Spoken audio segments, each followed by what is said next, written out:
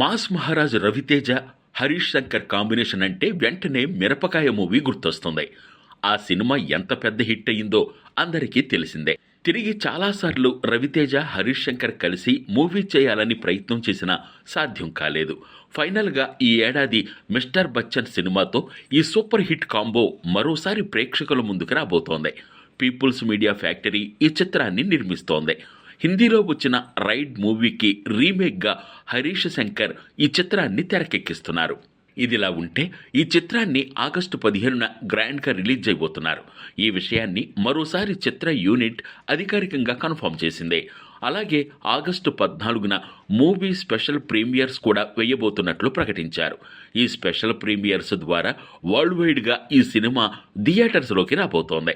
Commercial action ఎంటర్టైనర్గా తెరకెక్కుతున్న ఈ సినిమాతో భాగ్యశ్రీ బోర్సే కథానాయికగా టాలీవుడ్లోకి ఎంట్రీ ఇస్తోంది. సినిమాకి మిక్కీ జే మేయర్ మ్యూజిక్ అందిస్తున్నారు. ఇప్పటికే మూవీ నుంచి ఫస్ట్ సింగిల్ ప్రేక్షకుల ముందుకొచ్చి ఆకట్టుకుంది. సినిమాలో జగపతి బాబు, సచిన్ కేడ్కర్ కీలక పాత్రల్లో కనిపించబోతున్నారట. ఆగస్టు 15న ఇండిపెండెన్స్ డే సందర్భంగా ఈ సినిమాని రిలీజ్ చేస్తూ ఉండడంతో మరుసటి రోజు రాఖీ పౌర్ణమి ఫెస్టివల్ కూడా కలిసొస్తుంది.